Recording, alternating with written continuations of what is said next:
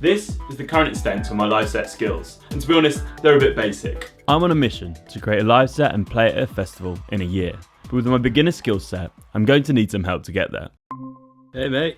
If you know anything about the current prog house revival, then you know who Fadercap is. Head honcho at S2I Recordings, creator of the brilliant Obsession zine, with numerous fantastic releases, including his latest on Scottish powerhouse Craigie Knows. And boy, this man knows how to make a banger, and more importantly, how to bring together a stellar live set. And he kindly agreed to help me out. I think someone at some point told me about like this 70-30 rule or whatever. Essentially, it's just like 70% of your work should be done so that you don't have to worry about 70% of it. And then you just have to worry about the 30% of performance. So I think it's a weird thing of figuring out how much you want to predetermine, how much you're willing to predetermine, and then what you actually can leave yourself to do. If you've got to change fucking patches and patterns on all of your stuff, a track that really might only need 5 minutes might stretch out to 12 minutes, and it might feel good and engaging doing it all, except it might not actually be what dance floor needs.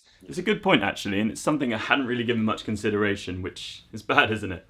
As a live act, I'm sure it's quite easy to tie yourself in knots, making sure you sequence your tracks perfectly. But if we take that out of the equation, we can free ourselves up to focus more on the main elements of the live set. But how do we take track sequencing out of the equation? So I've got, the A section, which is just kind of bare bones intro stuff, which I know I can kind of sculpt away from if I'm transitioning through other tracks.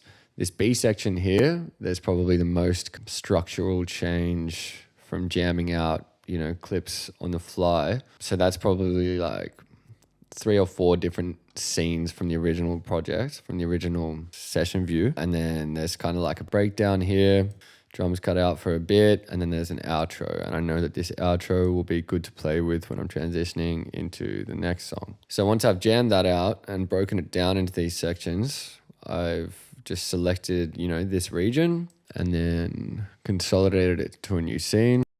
You see that's over here now. It looks a bit funny because I've already done it. But yeah, so that has all of those kind of changes from those different original scenes. But yeah, you can kind of break it down like that for your own tracks, just so that you have kind of a more basic broken down structure, which you can then kind of stretch out and play with. For all of those, I'll name those scenes, A, B, C, D, etc. And then I'll do the same thing for all of those clips. I'll show why that makes sense when I'm putting it into a gig project. So over here in the browser, I've set up a directory like this. Just has everything in it. Go into this subfolder here where I know these tracks for this project are. Find the track that I want to pull in. Just open all the subfolders, go down through the ALS file, and then go to kick. So cool, I can see that I've got 4 different clips for the kick. Drag them over, that's there just like that. Got to repeat that for all of my drums, which is a little finicky. So now all the channel strips and everything should be just the same as they were in the original project. Do you know what? I'm sure there are many viable ways to build a live set inside of Ableton, and you saw me have a go a different way last time. However, I can't help but think this one might be the one. It'll allow me to focus on the important bits, and as an added bonus, I won't have to spend all my time exporting, importing, and looping stems. Win-win in my books. So with all that time freed up, the big question is, what's the best use of our 30%? If the content is already playing through, then you just have the flexibility to just like dub it out and fuck with effects on stuff, letting the structure take care of itself and just messing with the sonic side of it, which is really what you're listening to if you're on the dance floor. Yeah, you know what I mean? For sure. Really necessarily thinking about like, oh, that was such a cool, it's crazy that it went from this to this. Yeah. You kind of actually just tapped in and listening to these minor adjustments. So maybe it's a matter of like stepping back when you're performing it. But it does take a bit of kind of pre-organization of setting up like a really good template. Let's take a look at the template project that I've set up. I'd recommend setting something up that's similar to this, just as far as buses and stuff go, because then it's easy to organize your files and your projects for mixing them together for different live sets. So I've got a couple of different groups. I've got a drum group. I've got a synths group. I've got a miscellaneous group. And then all of those are actually getting sent out to these buses here, which is what I've mapped my controllers to. So one important thing for playing live, I reckon, is setting up some good return channels. I've got 6 return channels set up.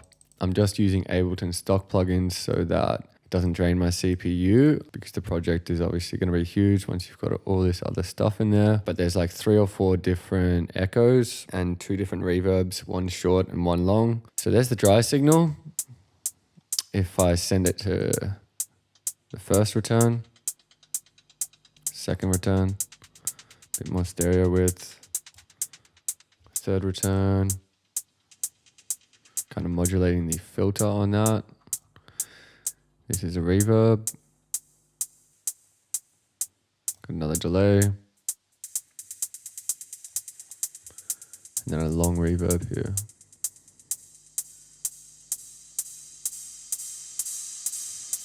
So you can do any combination of different effects chains for your return channels, but I would recommend setting a fair few up. It just helps with consistency. I'll show you how to map your controller to different stuff. So here I find myself in a conundrum, because I don't really have anything which I can use to control Ableton. Well, nothing from what I can tell, as effectively as The Novation Launch Control XL. Heaps of people recommended those to me. It's got 8 faders. Above each fader, you've got 3 fucking encoders that you can map to whatever. Basically, the way that I run it now is like, consider that, if I'm not launching clips and stuff live, once you map a controller like that to a well-designed template, then it just becomes a dub mixer. And, you can map the encoders to simple stuff like to a group reverb or a group delay or whatever, or you can map it to a filter or like an LFO depth or a fucking vocoder or anything. So you can put varying amounts mapped to one encoder. So you click on MIDI map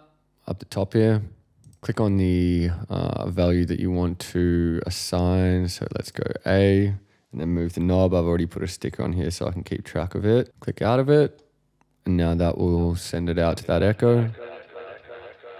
You can kind of just mix and match different amounts for those, but I do think that it's cool to put different amounts. So I'm just going to do that over and over for each of these, and then we'll change the values. So I've done this in the past for my template project with all these different parameters and different channels. Let's say I know I don't want to send it out too much, that long reverb, because it'll get a bit crazy. Even less on that reverb. All the echoes are probably fine, but just for fun, we'll just do random amounts. So now that's all of those parameters mapped to this one controller. Really helpful to just have that across these different buses, because if you're going to be dubbing stuff out live, that's really, really helpful in conjunction with your faders and your mutes and stuff like that. So yeah, I reckon setting up a template project that just has all this stuff ready to go, it just means that when you actually bring your tracks in, it's going to be a lot easier or just a lot smoother, and just mean that you can kind of just jam it out without worrying too much. Of course, something so simple. Yeah, I hadn't thought of it. Stacking multiple sends to create something unique and characterful to play with live. In fact, I've just been using the regular reverb and delay for my live jams lately. Very ready sort of crisp behaviour.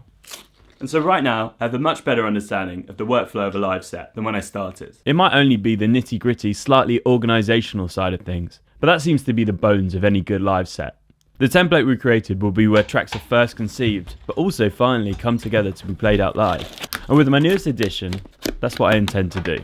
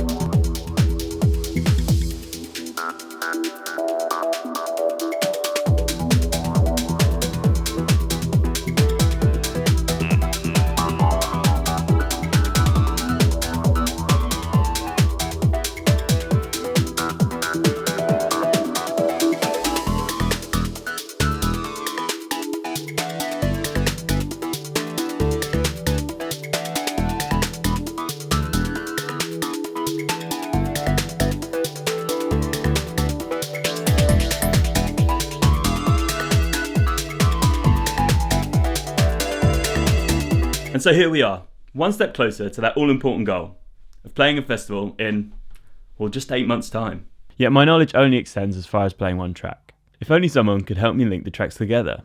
I don't know, in some sort of transition? Cool. Well, rather than just playing song A and then song B, take maybe some elements of song B and they sit nicely over song A without clashing. Don't forget to subscribe and turn that notification bell on so you can find out about Failure Cap's approach to set building. Big shout out again to Failure Cap. I've left all of his links in the description down below, so go show him some love and I'll catch you guys in the next one.